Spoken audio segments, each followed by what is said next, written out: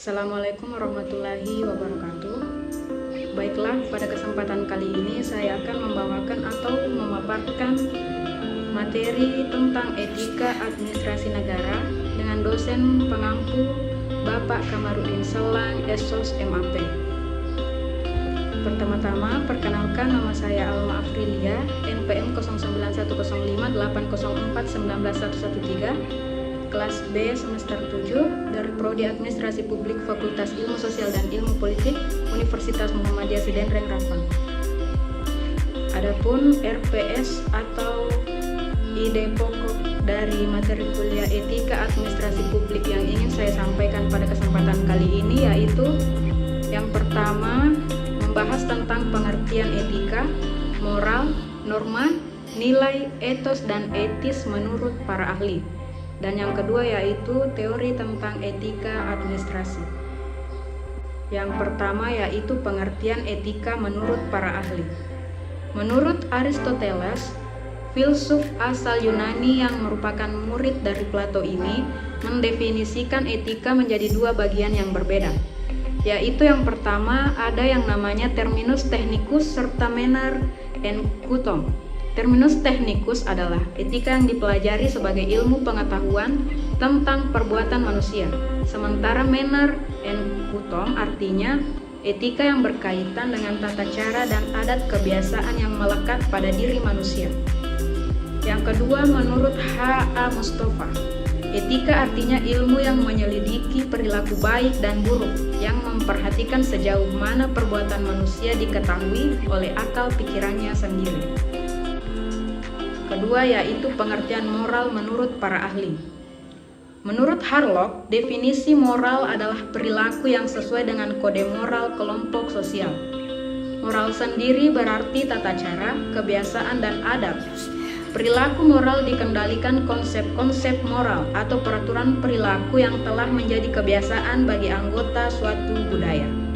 Sedangkan menurut Chaplin pada tahun 2006, moral mengacu pada akhlak yang sesuai dengan peraturan sosial atau menyangkut hukum atau adat kebiasaan yang mengatur tingkah laku. Yang ketiga yaitu pengertian norma menurut para ahli. Menurut Craig Cole, pengertian dan jenis norma merupakan suatu pedoman maupun aturan yang menyatakan bagaimana seorang individu seharusnya bertindak di dalam suatu situasi di tengah kehidupan masyarakat. Kedua, menurut Surjono Sukanto, norma merupakan sebuah perangkat di mana hal itu dibuat agar hubungan di dalam suatu masyarakat dapat berjalan seperti yang diharapkan. Yang keempat yaitu pengertian nilai menurut para ahli. Para ahli yang pertama yaitu menurut Simanjuntak, pengertian nilai adalah ide-ide masyarakat tentang sesuatu yang baik dan sesuatu yang dianggap buruk. Keadaan ini bisa disebabkan dari adanya faktor kebiasaan atau budaya dalam masyarakat, yang mana selalu dijalankan setiap hari-harinya. Yang kedua yaitu menurut Carl G. Figger.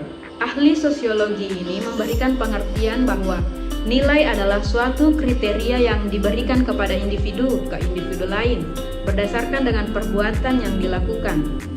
Pengertian ini secara langsung juga dapat diberikan pemahaman bahwa dipertimbangkan berdasarkan moral.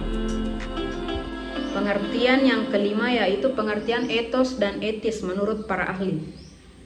Menurut Sutisno pada tahun 2016 dalam Ar-Rahman pada tahun 2019, etos kerja atau etos adalah norma-norma yang bersifat mengikat dan ditekankan secara implisit serta praktik-praktik yang diterima dan diakui sebagai kebiasaan yang wajar untuk dipertahankan dan ditetapkan dalam kehidupan kekayaan para anggota suatu organisasi. Yang kedua yaitu menurut Brandley, etis sendiri adalah sesuatu hal yang berkaitan dengan atau berurusan dengan moral atau prinsip-prinsip moralitas serta berkaitan erat dengan benar dan salah dalam melakukan sesuatu. Kedua yaitu teori etika administrasi.